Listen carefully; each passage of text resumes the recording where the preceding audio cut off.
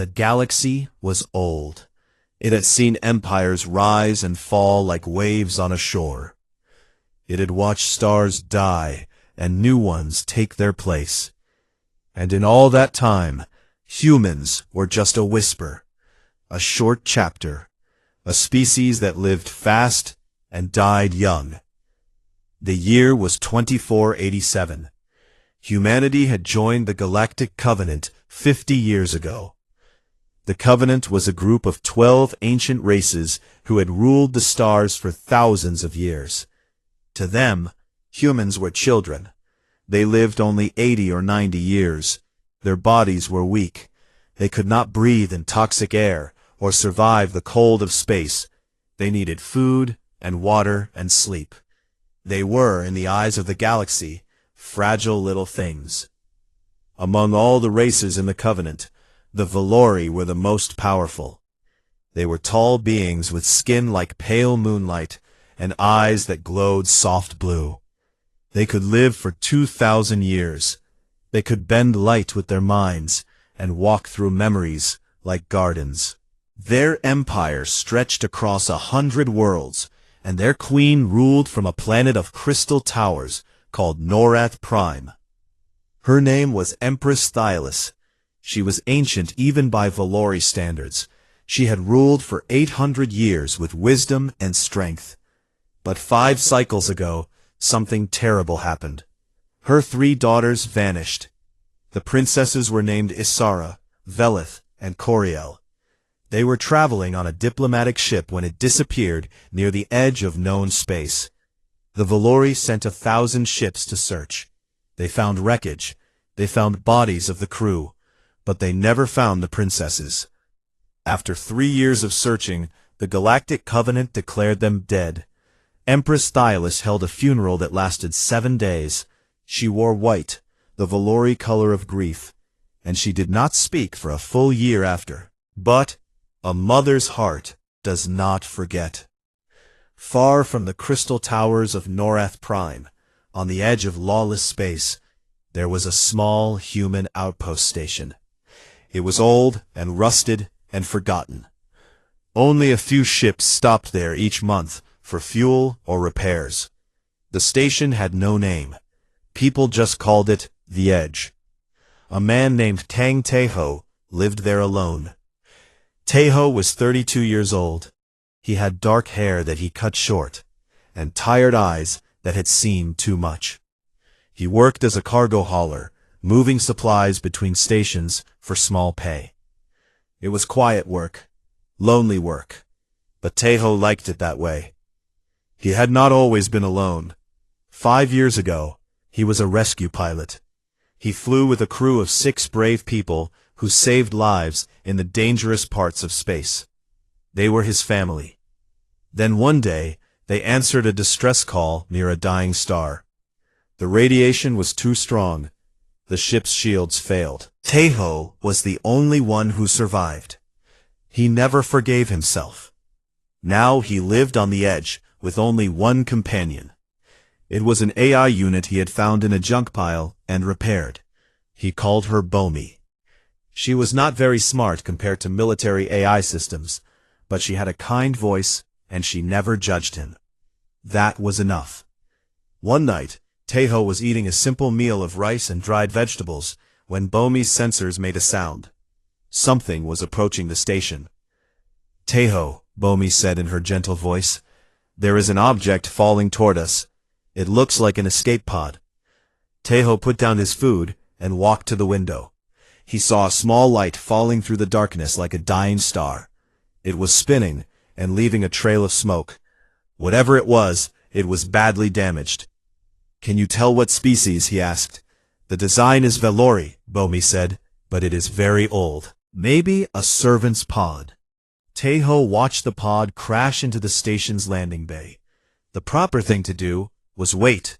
Call the authorities. Let them handle it. Valori technology could be dangerous to humans. There were rules about quarantine. But Teho had never been good at following rules.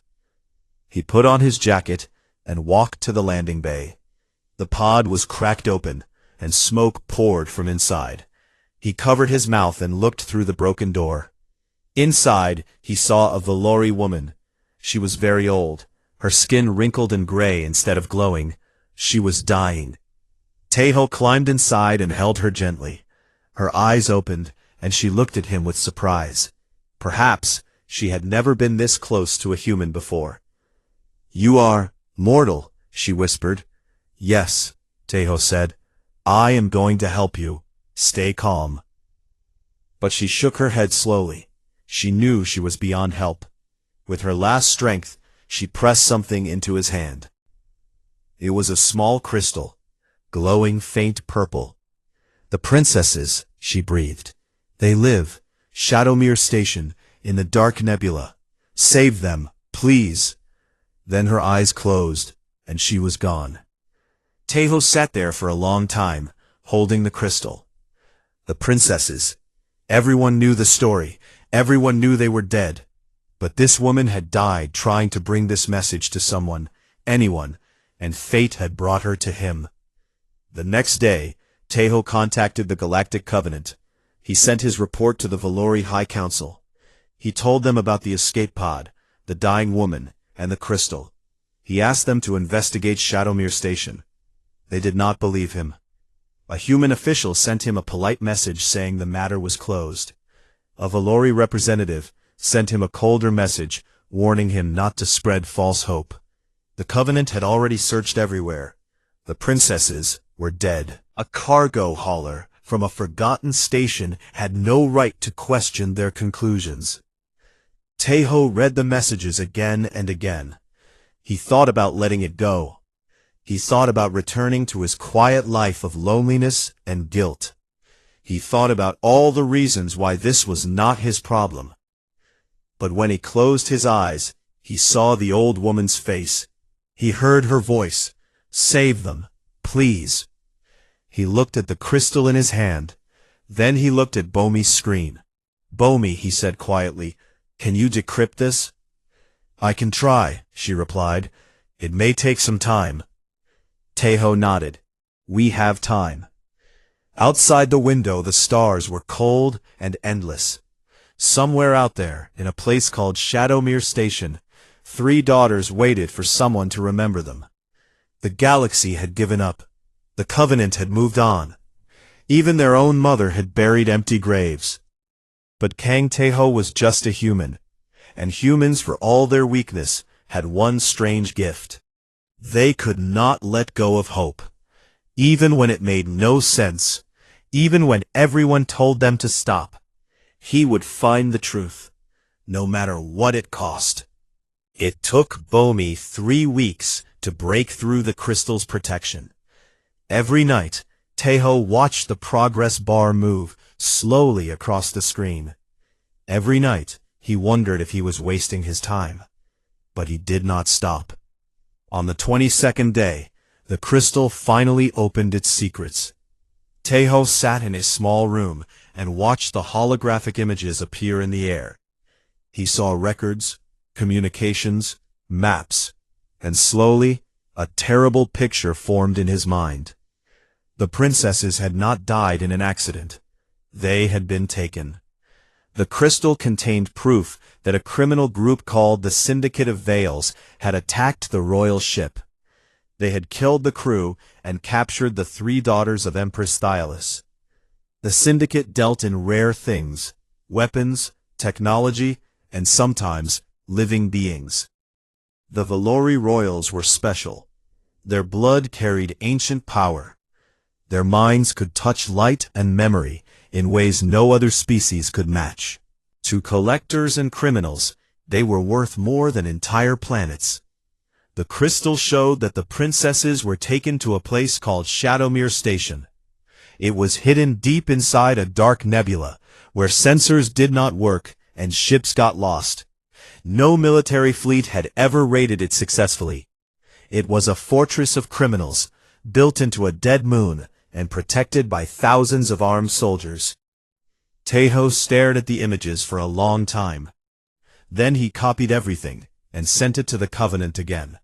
Surely now they would listen. Surely now they would act. They did not. The Valori High Council said the evidence could be fake. The human officials said Shadowmere Station was too dangerous to attack without full Covenant approval. And full approval would take years of debate and voting. Years, while 3 women suffered in darkness. Tejo felt something hot rise in his chest. It was anger. Real anger. The kind he had not felt since he lost his crew. He had spent 5 years being empty, being quiet, being nothing. But now, looking at those faces in the hologram, he felt alive again. He could not do nothing. His first stop was a Covenant station 3 days away. He needed to talk to someone who might understand. Her name was Park Ji-eun, and she was a human military commander. She was one of the few humans who had earned respect in the Covenant forces. Tejo had met her once, years ago, when she gave a speech about humanity's place in the stars. Ji-eun was surprised to see him. She was a woman of 40 with short gray hair and sharp eyes. She listened to his story without interrupting. She watched the crystal's recordings with a careful expression. When he finished, she was quiet for a long time. "You know this is real," Tejo said. "I can see it in your face." "What I know does not matter," Ji-eun replied. "The Covenant will not act. The Valori are too proud to admit they failed to find their own royals. And no one wants to risk a war with the Syndicate." "Then I will go myself." Ji-eun looked at him like he had lost his mind. "Shadowmere Station has killed admirals and generals. You are a cargo hauler with one small ship." "I know. If you fail, humanity will be blamed. They will say we interfered in Valori affairs. Our position in the Covenant is already weak." "I know." Ji-eun stood up and walked to her window. Outside, ships moved slowly through the station's lights. "Why do you care so much?" she asked. "You never met these princesses. They are not your people. Their mother would probably let you die without a second thought." Tejo thought about the question. He thought about his crew, floating forever in the radiation of a dead star. He thought about all the nights he wished someone had saved them. "Because no one else will," he said simply. "And I cannot live with that." Something changed in her eyes. It might have been respect. It might have been sadness. "I cannot help you officially," she said. "But I know people who might join you. People who have nothing left to lose." That was how Tejo found his crew. The first was Yoon Soman. She was a medic, 28 years old, with half her body replaced by cybernetic parts after a terrible accident. She had been brilliant once, working in the best hospitals. Then she made a mistake during surgery. A patient died. The medical board took everything from her. Now she lived in the shadows, selling her skills to anyone who paid. Tejo found her in a dirty bar on a mining station. She was drinking alone, her metal arm clicking against the glass. "I have heard of Shadowmere," she said when he told her the plan. "Everyone who goes there dies." "Probably," Tejo agreed. Solman laughed. It was not a happy sound. "What do I get if we somehow survive? I cannot promise you anything." "Good. I hate promises." She finished her drink. "I will come. My life is worth nothing anyway. Might as well spend it on something stupid." The second crew member was Baek Ji-hun. He was older than Tejo, maybe 45, with scars on his face and cold eyes that had seen terrible things. He used to work in military intelligence, doing secret work that the Covenant never talked about. Then he learned something he was not supposed to learn. They tried to kill him. He escaped and became a smuggler. Ji-hun did not laugh when Tejo told him the plan. He just nodded slowly. "I know people in the Syndicate," he said. "Former contacts. I can get us entry passes, fake identities. But once we are inside, we are on our own." "That is enough," Tejo said. The 3 of them met on Tejo's ship, the Nari's Hope. It was a small cargo vessel, old but reliable. Tejo had named it after his sister, who died of sickness when they were children. He had kept the ship running for 10 years with spare parts and stubbornness. Before they left, something unexpected happened. Taeho received a private transmission. The signal was Valori. When he opened it, a face appeared that made his heart stop. It was Empress Thyalis herself. She was beautiful and terrible, with eyes like frozen stars. She did not smile. She did not thank him. She simply stared at him through the screen, as if she could see into his soul. "I have heard of your mission, mortal," she said. Her voice was like winter wind. "I do not know if you are brave or foolish. I do not know if you tell the truth, or if you seek to use my pain for your own gain." Taeho said nothing. What could he say to an empress? "Know this," she continued. "If you lie to me, if this is some human trick, I will destroy everything you love. Your station, your world, your entire species will feel my grief." Taeho met her eyes through the screen. He was afraid. Of course he was afraid. But he had made his choice. "I am not doing this for you, Majesty," he said quietly. "I am doing it because it is right. If I die trying, then I die. But I will not turn away just because it is hard." The Empress stared at him for a long moment. Then the transmission ended, without another word. Somin and Jihun were standing behind him. Neither spoke. Taeho turned to face them. "Last chance to leave," he said. Neither moved. He nodded and walked to the pilot's seat. "Then let us go save some princesses." The Nari's hope lifted off and flew into the darkness between stars. Behind them, the lights of the station grew smaller and smaller until they disappeared completely. Ahead, somewhere in the black, Shadowmere Station waited. The journey to Shadowmere Station took 3 weeks. 3 weeks of flying through empty space where no maps existed and no help would come. 3 weeks of silence and waiting and fear. Taeho spent most of his time checking the ship's systems and planning their approach. Somin organized her medical supplies and practiced with her weapons. Jihun sat alone, studying old files and sending coded messages to contacts he would not name. They did not talk much at first. They were strangers thrown together by desperate circumstances. But slowly, night by night, the walls between them began to fall. On the 5th night, Somin told them about the patient she lost, a young girl with a brain tumor. Somin had been awake for 30 hours when she operated. Her hand slipped. The girl never woke up. "I dream about her face every night," Somin said quietly. "I became a doctor to save lives. Instead, I ended one."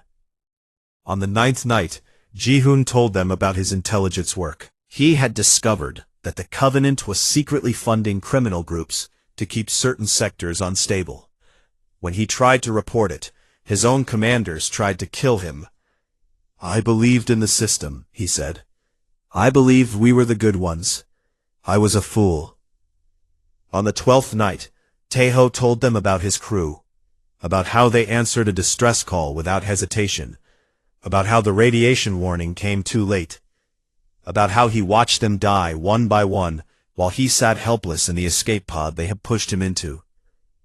"They saved my life," he said, "and I have done nothing with it, just hiding on a forgotten station, feeling sorry for myself. Maybe this mission is my chance to finally deserve what they gave me." After that night, they were no longer strangers. They were a crew. The nebula appeared on their sensors on the 18th day. It was a massive cloud of purple and black gas, so thick that light could not pass through. Inside, ships could not use their navigation systems. Communication was impossible. It was the perfect hiding place. "Once we enter, we cannot call for help," Bomi reminded them. "We will be alone." "We have always been alone," Taeho replied. "This is no different." They flew into the darkness.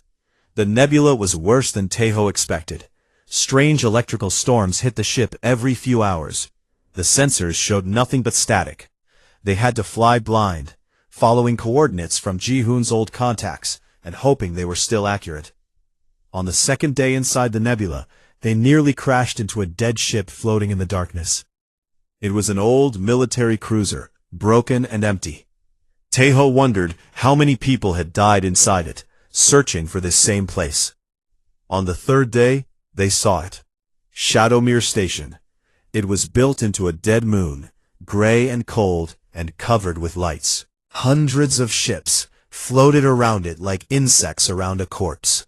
Guard towers and weapon platforms pointed in every direction. It was not just a station, it was a fortress. Beautiful, Soman said with dark humor. Truly a lovely place to die. Ji-hoon handed them their fake identity chips. We are traders from the Outer Rim, he said. We deal in medical supplies and cybernetic parts. Keep your heads down, speak only when necessary, and try not to look like heroes. The Syndicate kills heroes. The entry process was terrifying. Guards scanned their ship and asked questions that made Taeho's heart pound. But Ji-hoon's contacts had done their work well. The fake identities held. The gates opened.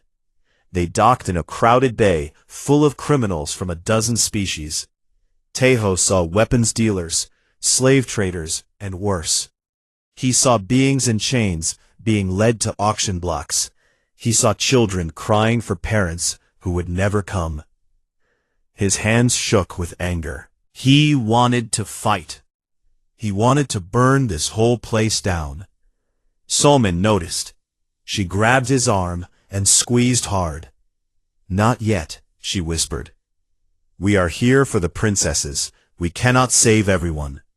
Taeho nodded, but the anger did not leave. It sat in his chest like a fire waiting to explode.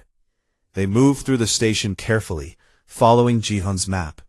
The royal holding block was deep inside, past multiple checkpoints and security doors. It would take them 2 days to work their way there without raising suspicion. On the first night they stayed in a dirty room that smelled of rust and fear. Taeho could not sleep. He kept thinking about the prisoners he had seen, the children, the crying. On the second day, everything went wrong. They were passing through a market area when Taeho saw something that stopped his heart. A guard was beating a child. The child was small and blue-skinned, maybe 5 years old. The guard just laughed. Taeho did not think. He moved. Before Ji-hoon or Soman could stop him, he crossed the market and grabbed the guard's arm. The guard turned, surprised. Then his surprise became rage. What do you think you are doing, human? Taeho looked at the crying child. He looked at the guard's cruel face. He knew he should apologize. He knew he should walk away. But he could not. Something inside him had broken. Let the child go, he said. The guard pulled out a weapon. Alarms started to sound. Soman acted fast. Her cybernetic arm moved like lightning, knocking the weapon away and striking the guard unconscious. But it was too late. Other guards were coming. Their cover was blown. Run! Ji-hoon shouted. They ran. The next hour was a nightmare of gunfire and shouting. They raced through corridors they did not know, chased by syndicate soldiers who knew every corner. Ji-hoon took a plasma bolt to his side. He kept running, blood leaving a trail behind him. Somehow, they found the royal holding block. Ji-hoon used his codes to open the final door while Soman held off the pursuers. Taeho burst inside and saw rows of stasis cells, each containing a prisoner trapped between life and death. At the end of the row, he found them. 3 Valori women, their skin pale and dim, their eyes closed. Isara, Velith, Coriel, the lost princesses. They were barely alive. The Syndicate had kept them in a twilight state to prevent them from using their powers. Tubes ran into their bodies. Machines beeped weakly. They had been here for 5 years, suffering in silence. Taeho began disconnecting the tubes. The princesses stirred but did not wake properly. They flinched from his touch, their bodies conditioned to expect pain. It is okay, he said softly. I am here to help. I am taking you home. The youngest, Coriel, opened her eyes slightly. They were dull and confused. Home? She whispered, as if she had forgotten the meaning of the word. Yes, Taeho said. Home. Behind them, the sounds of battle grew louder. Solman appeared at the door, bleeding from a cut on her face. "We need to move, now." Ji-hun was leaning against the wall, his hand pressed against his wound. The blood was spreading. He would not last long. Taeho looked at his broken crew. He looked at the 3 barely conscious princesses. He looked at the army of enemies between them and freedom. The odds were impossible. But then again, humans had never been good at understanding odds. "Help me carry them," Taeho said. "We are getting out of here, all of us." They moved into the corridor, into the fire, into hope. The corridors of Shadowmere Station had become a war zone. Red lights flashed from every wall. Alarms screamed without end. Syndicate soldiers poured from every direction, their weapons hot and ready. They had one order: kill the intruders and reclaim the merchandise. Taeho carried the youngest princess, Coriel, in his arms. She weighed almost nothing, her body thin from years of captivity. Behind him, Soman supported Velith, the middle sister, who could barely walk. Ji-hun stumbled at the back, one arm around Isara, his other hand pressed against his bleeding wound. They moved through the station, like ghosts running from death. "Left turn ahead," Bomi's voice crackled through Taeho's earpiece. The AI was doing her best to guide them from the ship, but the station's interference made communication difficult. Half her words were lost to static. They turned left and found 3 soldiers waiting. Her cybernetic arm raised and fired twice. 2 soldiers fell. The third aimed at Coriel, but Taeho twisted his body to shield her. The blast hit the wall beside his head, so close he felt the heat on his skin. Ji-hun finished the soldier with a shot he should not have been able to make. His face was gray. He was losing too much blood. "Keep moving," he said through gritted teeth. They kept moving. The docking bay was still 10 minutes away, 10 minutes through enemy territory, 10 minutes that felt like years. Every corner could hide death. Every shadow could be the end. Isara, the eldest princess, was beginning to wake more fully. Her eyes were clearing, and Taeho could see her trying to understand what was happening. She had been in darkness for so long that light and movement confused her. "Who are you?" she asked Ji-hun, her voice weak but demanding. "A smuggler," Ji-hun replied. "A fool, a dead man walking. Take your pick. Why are you helping us?" Ji-hun almost laughed. "Ask him," he said, nodding toward Taeho. "He is the one who started this madness." They reached a large corridor that led to the docking bay. But between them and freedom stood a security checkpoint with a heavy blast door. The door was sealed. On the other side, Taeho could hear more soldiers gathering. "Bomi," he said into his earpiece, "can you open this door?" Static. Then, the controls, inside, manual only. Someone had to stay behind and open the door from the security booth. Someone had to hold the checkpoint while the others escaped. Someone had to die. Ji-hun understood before anyone else. He looked at the booth, then at his wound, then at his crewmates. A strange peace settled on his face. "Well," he said, "I always knew I would die in some ugly place." Taeho shook his head. "No, we find another way." "There is no other way. Look at me. I will not make it to the ship. Even if I do, I will be dead before we clear the nebula." Ji-hun smiled. It was the first real smile Taeho had seen from him. "Let me do this. Let my life mean something." "Ji-hun, you were right, you know, back on the station, when you said you were doing this because it was right." Ji-hun placed his hand on Taeho's shoulder. "I forgot what that felt like, being right, doing good. You reminded me." Soman was crying. She did not try to hide it. Ji-hun looked at her. "Take care of them, doctor. All of them." Then he looked at the princesses. "Tell your mother that humans are not so bad. Some of us, anyway." Before Taeho could argue, Ji-hun walked toward the security booth. He climbed inside and began working the controls. The blast door started to open. On the other side, soldiers were waiting. They started shooting immediately. Ji-hoon shot back from behind the booth's cover, keeping them away from the door. "Go!" he shouted. "Go now!" Taeho wanted to stay. He wanted to fight beside his friend. But he had 3 lives in his hands. 3 princesses who had suffered enough. He could not let Ji-hoon's sacrifice be meaningless. He ran. They all ran. Behind them the sound of gunfire continued. Then, after what felt like hours but was only seconds, the blast door began to close.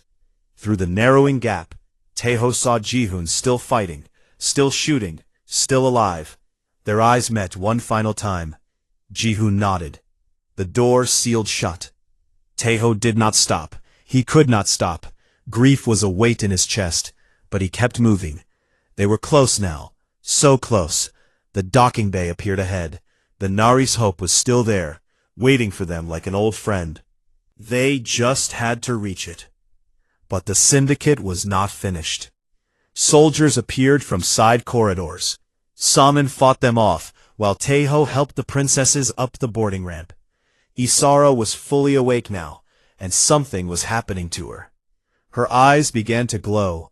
Her skin began to shine. "Stay behind me," she commanded, her voice suddenly strong. Light exploded from her hands. It was not an attack exactly, but more like a wave of blinding brightness. The syndicate soldiers screamed and covered their eyes. In that moment of confusion, Salmon killed 3 more and ran up the ramp. "Everyone inside!" Taeho shouted. They sealed the door just as more soldiers arrived. Plasma fire hit the ship's hull, but the Nari's hope was tougher than she looked. Taeho threw himself into the pilot's seat and pushed the engines to full power. The ship lifted off. Soldiers tried to block the exit, but Taeho flew straight at them, forcing them to dive aside. The docking bay's doors were closing, but he was faster. The Nari's hope shot through the gap with barely a meter to spare. They were out, but not safe, not yet. Behind them, Shadowmere Station launched pursuit ships. Ahead, the nebula's darkness waited. Taeho pushed the engines harder than he had ever pushed them. Warning lights appeared on his console. Bomi warned him that the ship could not take much more. He did not slow down. The pursuit ships were faster. They were gaining. Weapons fire streaked past the Nari's hope, missing by smaller and smaller margins. "We are not going to make it," Soman said from the co-pilot's seat. Taeho did not answer. He was too focused on flying. Every movement had to be perfect. Every turn had to be exact. Then, without warning, Princess Isara appeared beside him. She placed her hand on his shoulder. Her touch was cool, like moonlight. "Trust your path," she said softly. "The light will find you." Taeho did not understand what she meant, but he felt something change. His hands moved with certainty he did not possess. His eyes saw paths through the darkness that should have been invisible. The Nari's hope twisted and turned through the nebula, like a dancer. The pursuit ships fell behind, unable to match the impossible movements. And then they saw it. Light, breaking through the nebula's edge, the stars of normal space waiting on the other side. They burst out of the darkness and found themselves face to face with an entire fleet. Vellery warships, hundreds of them. The largest was a massive vessel that shone like a captured star. "The Eternal Sorrow," Bomi said with wonder. "The Empress's personal flagship."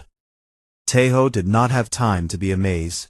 The pursuit ships emerged from the nebula behind them, weapons charging for a final attack. They never got the chance. The Vellery fleet opened fire. In seconds, the syndicate ships were gone, burned to nothing by weapons humans could barely understand. The Nari's hope floated in the silence, surrounded by an armada that could destroy worlds. A communication channel opened. A voice that Taeho recognized filled the ship. "Human," Empress Thyalis said, "bring me my daughters." For the first time in weeks, Teho allowed himself to breathe. They had done it. Against all odds, against all reason, they had done it. But as he looked at the empty seat where Ji-hoon should have been sitting, Teho knew that victory always came with a price. He guided the Nari's hope toward the Empress's flagship. The final chapter was about to begin. Teho woke in a room of white light. For a moment, he thought he was dead. The light was so pure, so perfect, that it seemed like something from beyond life. Then he felt pain in his shoulder, and he knew he was still alive. The dead do not feel pain. He sat up slowly and looked around. He was lying on a bed made of something that felt like clouds, but was probably advanced Valori technology. His wounds had been treated. His body felt better than it had in years. Even the old ache in his back from the accident was gone. A soft voice spoke beside him. "You are awake." Teho turned and saw Princess Velith sitting in a chair near his bed. The middle daughter. She looked different from when he had carried her through the corridors of Shadowmere. Her skin glowed softly again. Her eyes were clear and deep like pools of starlight. "How long was I asleep?" he asked. 3 days, she replied. "The Valori healing technology repaired your body, but you needed rest." She tilted her head slightly. "You were badly hurt. The plasma wound on your shoulder was very deep. Our doctors said you should have passed out long before you reached your ship. But you kept fighting." Teho remembered the escape, the running, the pain that he had pushed aside because there was no time to feel it. "I did what needed to be done." Velith smiled. It was a small smile, careful, as if she had forgotten how to do it properly. "That is what my sister Asara says about you, that you simply do what needs to be done, without thinking of yourself." Before Teho could respond, the door opened. Somin walked in, and behind her came a sight that made his heart lift. Baek Ji-hun. He was alive. Ji-hun looked terrible. His face was pale, his body thin, and he walked with the help of a floating support device. But he was breathing. He was moving. He was there. "How?" Teho whispered. "The Valori fleet arrived faster than we knew," Somin explained, her eyes wet with tears she refused to let fall. "After we escaped, they breached the station and recovered everyone they could find. Ji-hun was still alive. Barely. But their doctors," she shook her head in wonder, "their technology is like magic." Ji-hun lowered himself into a chair with a groan. "I woke up 2 days ago. They told me I was dead for 4 minutes. Apparently, the Valori do not accept death as easily as we do." Teho felt something in his chest release. A weight he had been carrying since the blast door closed. His friend was alive. Somehow, against everything, his friend was alive. "I thought I lost you," he said. Ji-hun grinned weakly. "You cannot get rid of me that easily, Captain." They sat together for a while, not speaking, just being grateful to be alive. Then, a Valori attendant arrived, and told Teho that the Empress wished to see him. The walk to the throne room was long. Teho passed through corridors of crystal and light, past Valori nobles who stared at him with expressions he could not read. Some looked curious. Some looked offended. Some looked at him with something that might have been respect. The throne room was the largest space Teho had ever seen. The ceiling rose so high it disappeared into light. The floor was made of something that reflected like water, but was solid as stone. And at the far end, on a throne that seemed to be carved from a single perfect diamond, sat Empress Dialis. She was dressed in gold today, not white, the color of celebration, the color of returned hope. Beside her stood her 3 daughters, Isara, tall and proud, Velith, gentle and watchful, Coriel, young and curious. They were healed now, glowing with health and power. They looked like beings from a dream, but they were real, and they were free. Teho walked forward. He was aware that the entire Galactic Covenant was watching through broadcast systems. Every species, every leader, every citizen who had access to a screen could see this moment. A human, standing before the most powerful empress in the galaxy. Thyllis rose from her throne. The room fell completely silent. "Kong Teho of Earth," she said, her voice carrying to every corner. "You have returned to me what I believed lost forever. You walked into darkness that would have broken armies. You suffered wounds that should have killed you. You watched your friend fall, and still did not stop." She began to descend the steps from her throne. Each step echoed through the silent room. "The Galactic Covenant told me my daughters were dead. My own advisors told me to accept the truth. The greatest searchers in the galaxy could not find them. But you, a mortal with a small ship and a smaller crew, you found them. You saved them." She reached the floor and continued walking toward him. The nobles gasped. The Empress never descended from her throne. Not for kings, not for conquerors, not for anyone. But she descended for Kang Teho. When she reached him, she did something that shocked the entire galaxy. She knelt. Empress Thyllis, ruler of 100 worlds, ancient being of immense power, knelt before a human cargo hauler from a forgotten station. "Ask anything of the Valori Empire," she said, her eyes meeting his, "and it shall be yours. Wealth beyond measure, worlds to rule, a life of power and luxury. Name your price, hero. You have earned it." Teho looked at the kneeling Empress. He thought about what he could ask for. Ships, money, fame, all of it was possible. All of it was his for the taking. But that was not why he came. He looked past her, at the watching screens, knowing that billions of beings across the galaxy were seeing this moment. He thought about every human who had been dismissed as weak. Every human who had been told they were too small, too fragile, too temporary to matter. "I do not want riches," Teho said quietly. "I do not want worlds. I want the Covenant to see us. Really see us." He paused, searching for the right words. "Humans do not live long. We are not strong like the Valori. We cannot bend light or walk through memories. We get sick. We get tired. We die. By your standards, we are nothing." He took a breath. "But we care. We see suffering, and we cannot look away. We see someone in pain, and we reach out our hands, not because it is logical, not because we will gain something, just because it hurts us to do nothing. That is what being human means." He looked directly at the Empress. "I do not need a reward. I just want the galaxy to understand that being mortal does not make us less. It makes us more. Because we have so little time, every choice matters. Every moment counts, and we choose to spend those moments helping others." The throne room was completely silent. Then Princess Isara stepped forward.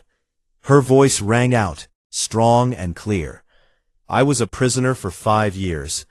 I saw beings from many species pass through Shadowmere Station. Soldiers, merchants, diplomats, all of them saw us. None of them helped. They calculated the risks. They measured the costs. They decided we were not worth saving." She walked to stand beside Teho. This mortal walked into darkness for strangers. Not for glory, not for reward. He did it because he could not bear the thought of our suffering. He did it because his heart gave him no other choice. She turned to face the Covenant cameras. "If that is what humanity is, then they are greater than any of us." The silence stretched for 1 heartbeat, 2, 3. Then Empress Thyllis rose to her feet. She looked at the human before her with something new in her ancient eyes. Something like wonder. "The Valori Empire formally recognizes humanity as equals," she announced. "From this day forward, they shall have full rights in the Covenant. Their voice shall be heard. Their worth shall be acknowledged." The throne room erupted into chaos. Some cheered, some protested. But the Empress had spoken, and her word was law. 3 weeks later, Taeho returned to his station on the edge of space. He could have lived anywhere now. The Valori offered him palaces, Earth offered him honors, but he wanted to go home. He wanted to see the stars from his old window. He wanted to feel the quiet of the place where his journey began. Somin stayed with him. She had nothing to return to, and she found that she liked the quiet too. Jihun visited when he could, bringing news from across the galaxy and stories from his new life as a legitimate businessman. Before Taeho left North Prime, the Empress gave him one final gift, a small data chip containing coordinates. My intelligence forces found this, she said, the final resting place of your crew, the ones you lost 5 years ago. I thought you might want to know where they are. Taeho held the chip in his hand like something precious. On a quiet day, 6 months after the rescue, he flew to those coordinates alone. He found the wreckage of his old ship, floating peacefully in the shadow of a cold star. He spoke to his crew for a long time. He told them about everything that had happened. He told them about the princesses and the Empress and the Covenant. He told them that he finally understood why they had saved him.